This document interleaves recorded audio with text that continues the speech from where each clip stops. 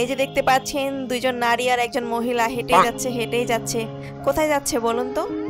একটু পরেই জানতে পারবেন। এখানে কিন্তু আমিও রয়েছি, এই যে দেখুন। আসসালামু আলাইকুম বন্ধুরা, কেমন আছেন সবাই? আজকে আমি সাথে আমার রুমমেট, মানে আমার পাশে থাকে, আমার পাশে একজন আমার পরিচিত, আর হচ্ছে আমার এক আন্টি, আমরা তিনজনে মিলে বেরিয়ে পড়েছিলাম হোপ মার্কেটের উদ্দেশ্যে।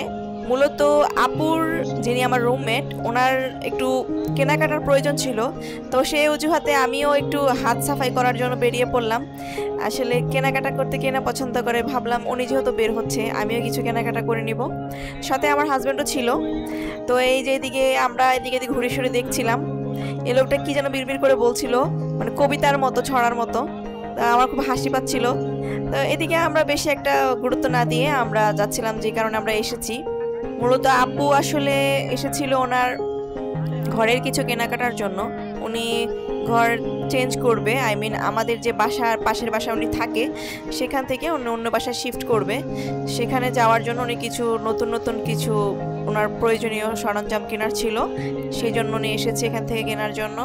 বাইরে ভাই, আপনারা অনেকেই জানেন হোপ মার্কেটে পা দেওয়া মানেই হচ্ছে এক অসহ্য জঞ্জাল, মানে মানুষের জন্য পাই দেওয়া যায় না।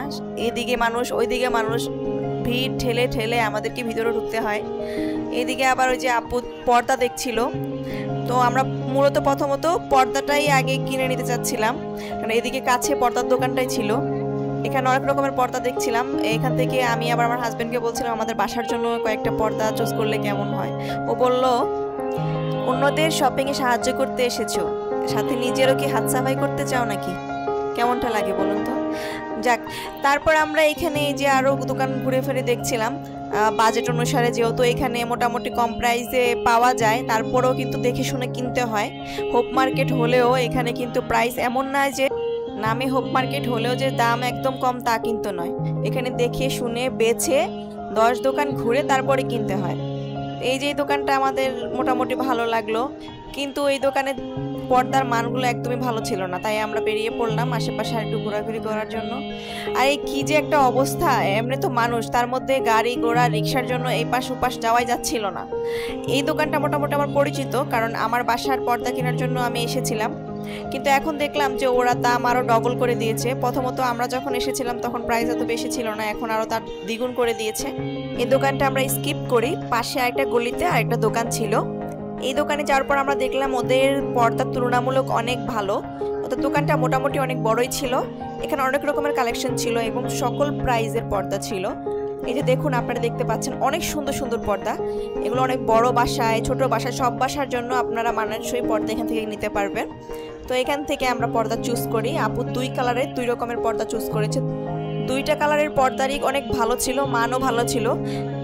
আমরা এখানে কেনাকাটা করার পর আমি আমার হাজব্যান্ডকে বললাম যে ভাইয়ার একটা কার্ড নিয়ে নিতে, ভবিষ্যতে আমরা কিনতে আসলে এখান থেকে পর্দা নিতে পারবো, যেহেতু ওদের ব্যবহারও ভালো ছিল, প্লাস এখানে অনেক রকমের কালেকশন ছিল, প্রাইসও রিজনেবল ছিল।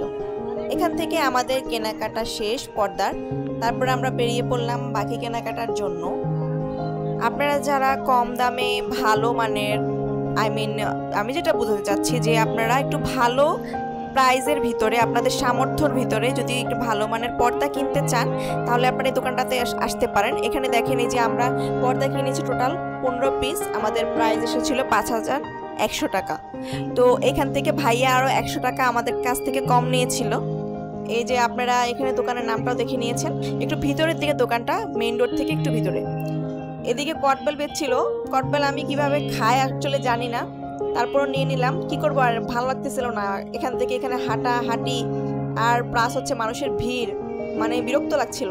তো খাচ্ছিলাম আর হাঁটছিলাম। আপু এখানে আবার পাপোশ দেখছিল। এই দোকানে মোটামুটি ভালো মানের পাপোশই আছে, কিন্তু একই কথা, প্রাইস ওরা বেশি চায়।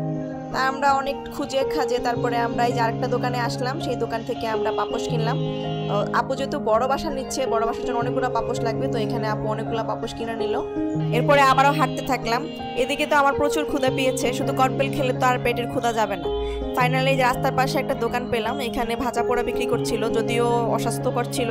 এখানে ধুলা বালি, মানে কি একটা অবস্থা, কিন্তু পেটের ক্ষুধা তো মানে না। আর আপু বলছিল যে আমরা কিছু খাওয়া ছাড়া বাসায় যাব না, এখান থেকে কিছু খেয়ে দেন হচ্ছে বাসার উদ্দেশ্যে রওনা দিব। এখানে অনেক কিছুই ছিল, তা আমরা এখানে ছোট একটা বার্গার অর্ডার করলাম। আপু আবার কি যেন একটা অর্ডার করেছিল, আর এই যে কাবাব না কি যেন একটা ওইখানে অর্ডার করেছিল। অ্যাকচুয়ালি এখানে খাবারগুলোর নাম আমি বলতে পারছি না। এনিওয়ে যাই ছিল ছিল, নাম দিয়ে কি করব। এই যে আমরা খাওয়া শুরু করলাম, আসলে কি যে বলবো, যাই খাচ্ছিলাম না কেন খাবারের কোনো টেস্টই পাচ্ছিলাম না। আমার তো মুচকি মুচকি হাসি আসছিল, প্লাস আন্টির রিয়াকশন, আপুর রিয়াকশন আপনারা দেখতে পাচ্ছেন। আর আমার হাজবেন্ড এরই মাঝে খুব বাজেভাবে একটা রিয়াকশন দিয়েছিল, যা আমি আসলে ক্যামেরায় দেখাতে পারবো না। বাই দ্য ওয়ে, অনেকে হয়তো ভেবে থাকবেন যে আমি সোয়েটার কেন পরে আছি। আসলে ভিডিওটা ছিল শীতকালের ভিডিও, আমরা বের হয়েছিলাম সন্ধ্যার পরে। তো এতটুকুই ছিল আমাদের আজকে সন্ধ্যার ঘোরাঘুরি কেনাকাটা। এবার ভালো থাকবেন।